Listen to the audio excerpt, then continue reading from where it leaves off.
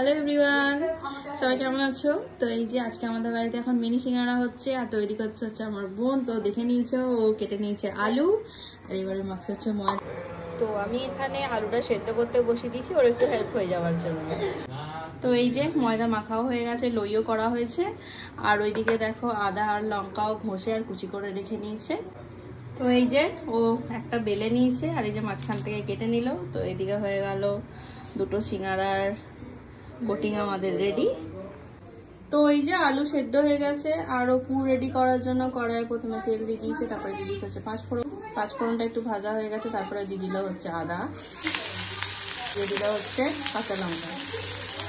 তো এরপরে এটা আদাটা লঙ্কাটা একটু ভাজা হয়ে গেছে, তারপরে দিয়ে দেওয়া হচ্ছে এর মধ্যে হলুদ, জিরে গুঁড়ো, ধনে গুঁড়ো আর স্বাদ মতো এতে দেওয়া হচ্ছে নুন, তার কারণ আলু সেদ্ধর সময় নুন দেওয়া হয়েছিল। তো এর মধ্যে এবার দিয়ে দেওয়া হচ্ছে সেদ্ধ করা আলু, দিয়ে এটাকে ভালো করে নেড়ে নিতে হবে। তো এই যে আমার বোন রেডি করছে। তো স্বাদ ব্যালেন্স করার জন্য এখানে দিয়ে দেওয়া হচ্ছে অল্প পরিমাণে চিনি, দিয়ে দেওয়া হচ্ছে ভেজে রাখা বাদাম। তো এটা হয়ে গেছে রেডি। এর মধ্যে আমরা দিয়ে দিচ্ছি হচ্ছে এবারে কাসুরি মেথি।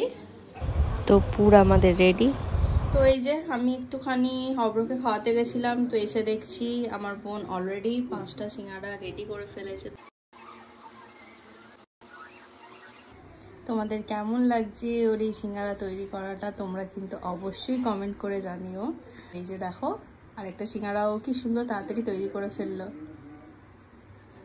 তো এই যে ওকে একটু হেল্প করার জন্য আমি কড়াইতে সাদা তেল দিয়ে দিয়েছি। তো এরপরে এই যে এই সিঙ্গাড়াগুলো আস্তে আস্তে করে এর মধ্যে ছেড়ে দেওয়া হবে, যেহেতু তেল গরম হয়ে গেছে। তো এই যে ও এখন এক এক করে সিঙ্গাড়াগুলো ছেড়ে দিচ্ছে।